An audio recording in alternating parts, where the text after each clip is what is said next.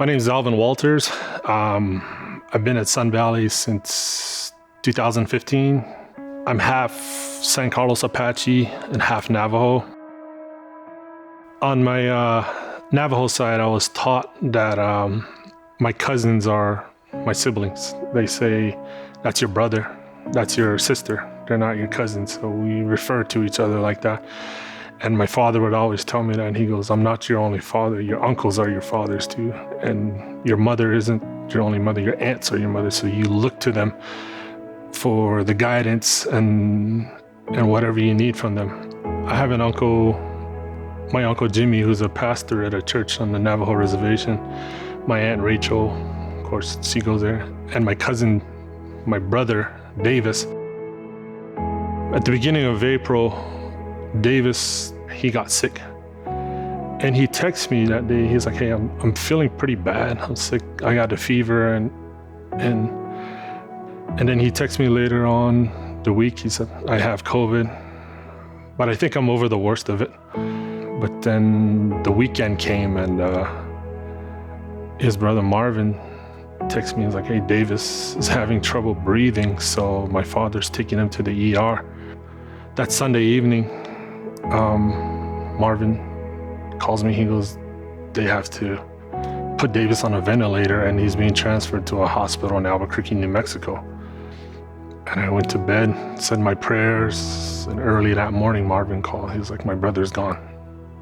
And then not only that, we come to find out my Uncle Jimmy, my Aunt Rachel, and my brother Murphy were all positive too.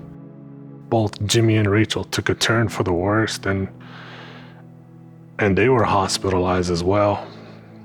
And so Davis had passed on the 13th of April.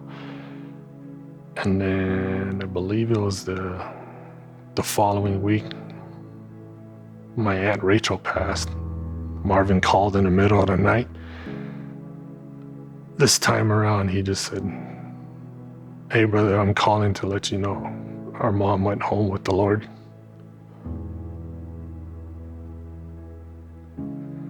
And by then I was like in shock. I don't know how to react anymore. You think it's over, but 5 days later, my Uncle Jimmy was gone.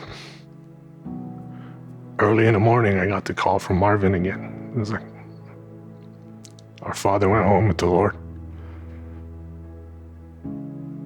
And the hardest part is like you feel helpless. You can't be there for your family. You can't help them. You can't comfort them. You can't go to the hospital and see them. And that was torture for me. It was like that helpless feeling. And it makes you question your own faith.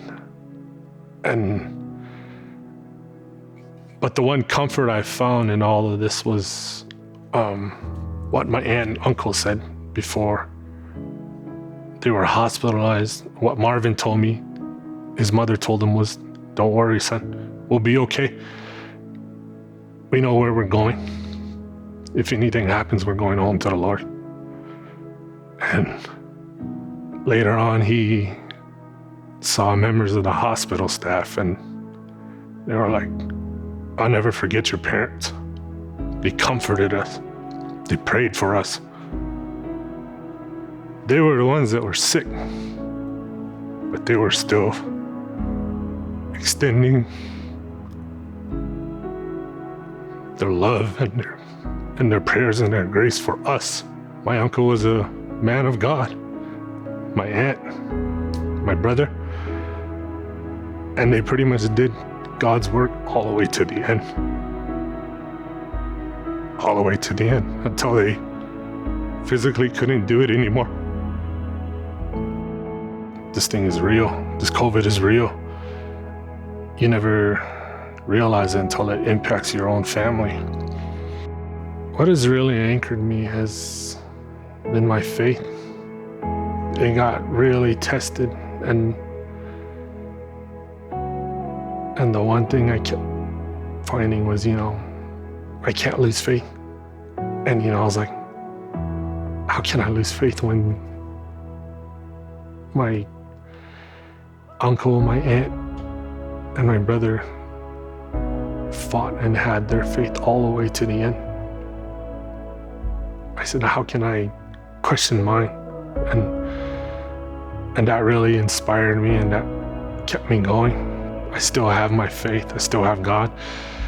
I still work my journal. I write my journal all the time. Even if I'm just writing it down, I feel like I'm letting it out and I'm not internalizing it, because internalizing it brought on the stresses, the anxiety, the depression, the isolation. It brought all that on, so it's helping me get that out. This virus isn't done. I've had family members who have tested positive and have been hospitalized still. It's not over, especially in our Native American communities.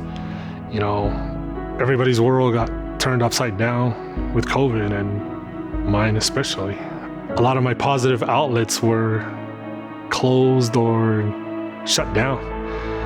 The church services closed, the Celebrate Recovery closed, my gym closed, my therapy sessions pretty much closed. But the one thing I would find comfort in is what Pastor Chad would teach us, and he was like, the church isn't just a building, we are the church. And that's more evident now more than ever, that the church is still here. The losses of my family, the recoveries of my family, God has been there through all of it. He's been there with us through all of it. And he's been there with me through all of it, in my own recovery throughout all this as well.